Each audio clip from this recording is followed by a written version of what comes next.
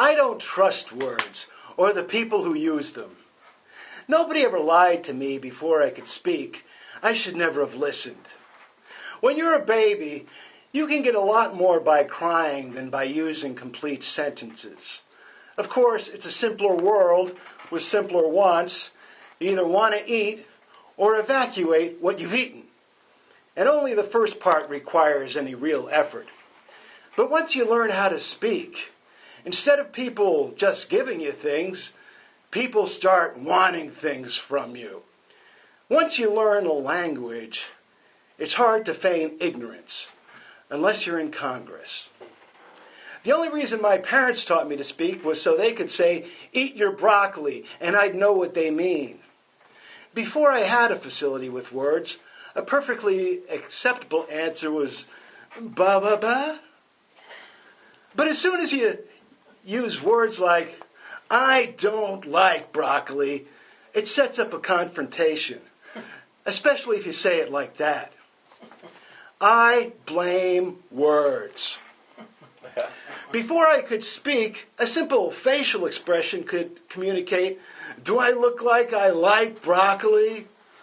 Of course, the same expression could indicate a buildup of gas, which broccoli can exasperate. That's still no reason to use words. Why do you think swear words are always the first words that kids want to learn in a new language? Because that's what words do to you. The first thing you want to learn how to say is, "Fuck!"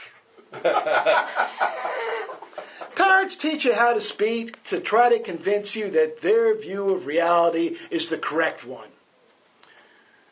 People who already speak have stopped listening to them, so they'll talk to you until you stop listening, which will probably be sometime soon after you figure out what it is they're saying. Once they have you listening, it isn't long before they have you believing in Santa Claus and God and that the United States is a democracy. Do you really think you'd believe in Santa Claus if they didn't use words to lie to you?